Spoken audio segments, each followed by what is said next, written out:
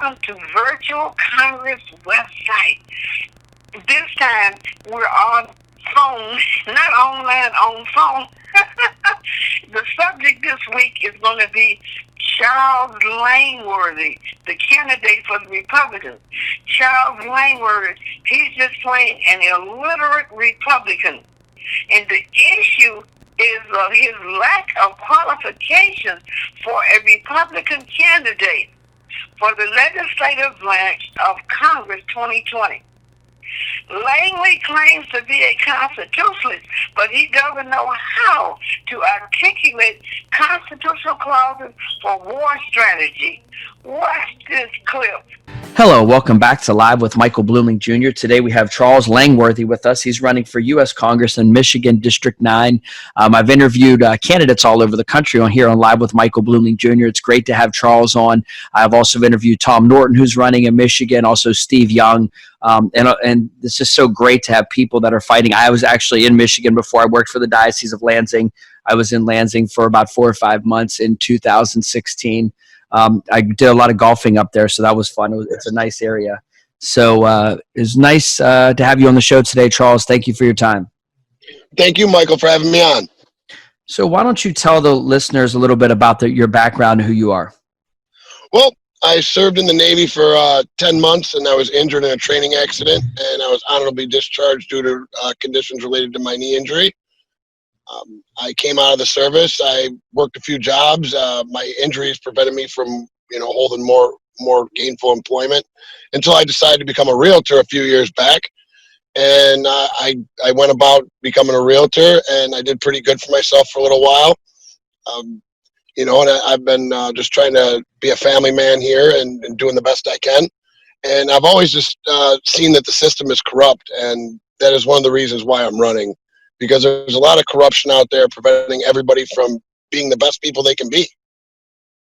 Absolutely. It takes as you know, this is a grassroots campaign that most of us are running. That's why I started the podcast here. And I also have a live radio show, the Michael and Chauncey Show, that airs every Tuesday and Thursday. Would love to get you on there as well.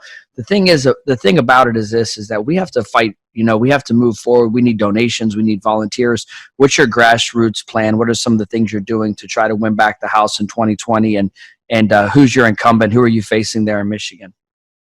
I'm facing Andy Levin. He just proposed the New Way Forward Act, which I'm not sure if everybody's familiar with that, but the New Way Forward Act is a total reconstruction of our immigration system to where they will actually go and find deported criminals that had spent time in U.S. prisons, and they will go find them down in Guatemala, wherever they are, in whatever country that they were deported back to, and they will bring them here on U.S. taxpayer funds.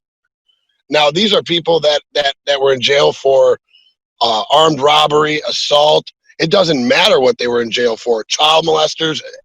It blows my mind that they would even propose such legislation. Yeah, that's a huge problem that we're facing. And, this is the thing. We need sensible politicians and legislators in U.S. Congress that are going to do the right thing. What are some of the strategies that, how long have you been in the race and when's your primary? Why don't you give some of the demographics about your district and what's the climate today moving forward? Absolutely. My district is a blue-collar district. It's southern Macomb and Oakland counties in the greater metropolitan Detroit area. It borders the city of Detroit. So everybody is hardworking. These are people that had worked on the assembly lines since the assembly line began. They're all a lot of them are part of the UAW, which has been really taken back by the NAFTA and the USMCA, which is starting to help bring back jobs to the greater Detroit area. Everybody worked on the line. Nowadays, it's hard to find somebody who worked on the assembly line. When I was a kid, everybody had a brother, uncle, a dad, somebody who worked on the line. Now you got to go through 2-3 degrees of separation to be able to find somebody who works for Ford, GM, or Chrysler on the line. Everybody seems to be, very hardworking, very family-oriented people in the 9th District. Yeah, really interesting. I saw that up there. You have Flint, Michigan. You have the water problem up there. A lot of these problems still aren't solved. People aren't talking about them, but there are a lot of technical jobs. You know, the automotive industry has changed.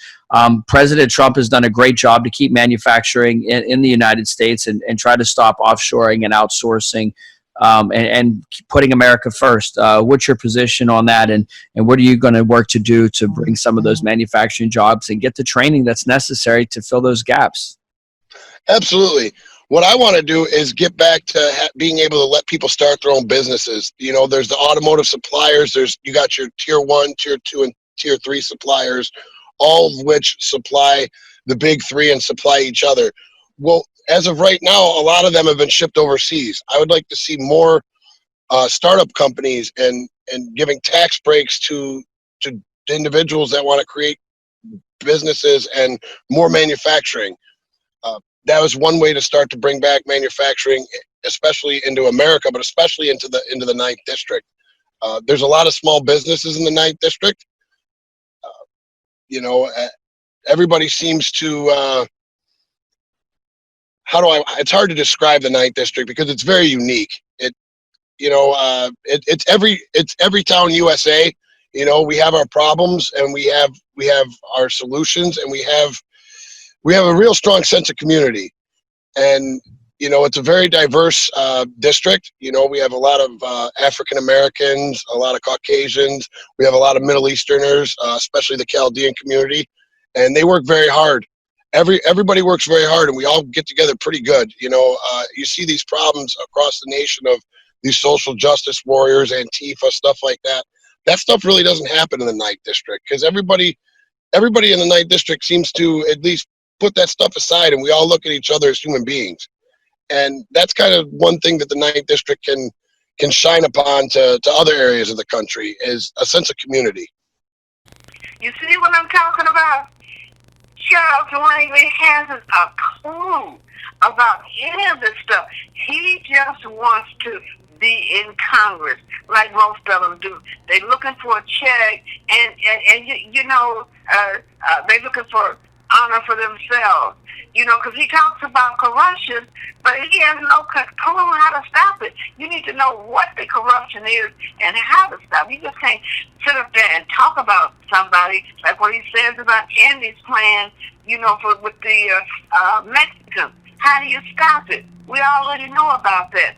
You know, I get sick of that. People running for the offices and they talk about other people, but don't say what they would do. Now, he claims the Ninth District is every town USA. Oh, come on. Some diverse community, and, you know, we have a problem and all this saying there is a really strong sense of community. I heard him say that, but that's something that's not true. You know, you got to look at what he said. He's talking about the African Americans and the Caucasians, but then he says the Middle Easterners and especially the Chaldeans. What's so special about the Chaldeans?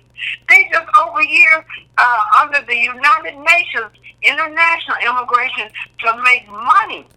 All of the blacks and the whites with their little gas stations and convenience stores, they're not really a part of the community. What is he talking about? Here's what I'm saying. He's just as bad as Andy. Andy, he fronts for the Muslims. Now you got a lady word to come up here. He's gonna be fronting for the Chaldeans. And I just really didn't appreciate it because he didn't say anything about what happened to the African American voters when they did ranked choice voting. It's terrible. Ranked choice voting throws out the little numbers. That was their problem. They don't have enough people to be elected to these seats. So the best way to do that would be district-style ward voting. No, they didn't want to do that. The East Point City Council and that new little dirty black mayor, they went and got the Department of Justice to make people do ranked choice voting. And went to court and the judge backed it up. And in the end, the black people got thrown out of it. They didn't win nothing. So what is, I don't know what language we're talking about. He needs to get his doggone act together, because I know that the Republicans are trying to reach out to the African American community, but he's the wrong one to do that. I can tell you that right now. Oh, it's a few other things, that I could say. But that is what I think about him. And because there's a lot of issues that's overtaking the United States, like C-19. Didn't say a word about C-19. He doesn't even know how it began 60 years ago. You got to be able to know the history of this country, and so you'll know what the future's gonna be. You know, if you don't know the history of America, then you don't know what the future gonna be. And so therefore, I say Langworthy is not fitting to be in Congress, because right now we got to hit the ground running with the truth now. You need to know all these things. And one of the reasons that I'm not going to be involved this time, I'm going to wait till 2022, is because I don't want these real issues to get confused with all this presidential election and the COVID-19 and the ranked choice voting and the signatures shut down. People got a lot of things to say about the signatures that he got too, but I can't attest to that. What I can attest to, from what I've heard from Charles Langworthy, he's not fitting. So if you're not going to be better than your opponent, then you shouldn't be trying to represent the Republicans. If you're not going to be better, then he's the same as Andy. You might as well just send Andy that. Same story.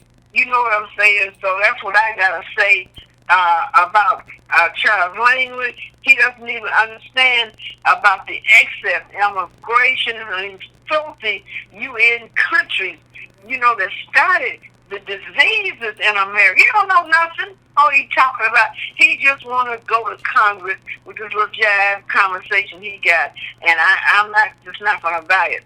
So that's what I got to say today, concerning Charles Langworthy, his bid to go to Congress for 2020. Don't count on me. There are a lot of things in America that's happening right now that's sneaking by our faces. I heard it's up to according to the leaders of the traffic, they're saying it's about 700,000 people calling themselves Mormon or Mormish or more and sovereign citizens. And they're trying to take over the federal highways. Now, they say that they're better than us and that they don't have to abide by the laws that we abide by. So I can talk all I want. This in the Southern Poverty Law Center, they were the ones who putting out the most stuff on, saying that they're going to take over. And I say no. So I can talk all I want, but 9% of you people out there in that audience, you're going to have your license and registration insurance out, because you know damn well what's going to happen. Well, that 1% of the people say it doesn't apply to them. No, I'm Mormish, or I'm a Moor, and I'm a diplomat, or I'm sovereign. And then they throw it on God. I don't know if you saw that Gangsters of the Constitution show where the guy says he only listened to God, that God gave him dominion over everything. Oh, come on, they just go too far. And Congress is working on it. Oh, yeah, because the FBI wants them classified as domestic terrorists. Because what they do is terrorism. They terrorize the police. They deliberately set up situation to get the police to stop them. Or a couple of times the police have got shot to death, from them setting them up. So I say to you, if they want to be Mormon or Moorish or whatever they say, a sovereign, there should be a federal license for them. Because when the police pulled them over, they said, well, oh, I'm not driving, I'm traveling, and travelers, blah, blah, blah. Then they have all these Supreme Court cases that we don't know what it was really involved in, and they try to get the police to do that. And the only way the police can deal with them, they just have, excuse me, just beat somebody's butt. That's what they have to do. They won't get out that car. They will disrespect the police. We can't do that, and we're not going to do it either, because we rather just go and follow the law. Okay, you're driving suspended license. You know what to do. But see, what they do when they get their license suspended, that's when they become more or Mormonish or sovereign. And when the police run their name, when they finally get their name, they find out that all this stuff is revoked anyway. So that's why they do that. So the American citizens, we're not that stupid. And there's too many of them now. We don't look up, and they'll be just like one of these diseases. Be about 5 or 6 million of them, and we won't be able to control them. So Congress is working on a solution for that. And I say, if you want to declare all of that, you need a national license. And it should not be cheap, because you want to go in every state of this union and just violate all the laws. No license, no registration, no insurance. And if you run the stop sign, so what? You just do what you want to do on the road and go talking about, well, this is a private vehicle and a private automobile, and I'm not for hire. All this crap. You know what I'm saying, that they be doing. So you guys saw those 2 clips, and I advise you to go on your little phone and Google sovereign citizens and watch some of this stuff and see, should not we as a public start stopping that? Get right with the Congress people now that's trying to stop it. Get with the FBI, because like I say, something like this, it's already mushroomed to almost 1 million people. So we can't just have that going on. And that was one of the things that I was looking at with Charles Langworthy. Out of all of the stuff that Congress is working on, he didn't say none of it. Everything he said, he really should be running for state representative, talking about the roads and all that. That ain't got nothing to do with Congress. That's a state issue. Congress got a whole lot of stuff, like how they going to get rid of excess immigration. That's what's causing the coronavirus. Oh, it's a whole lot. You're going to be finding out, But this week's show, I'm going to wrap up this week's show.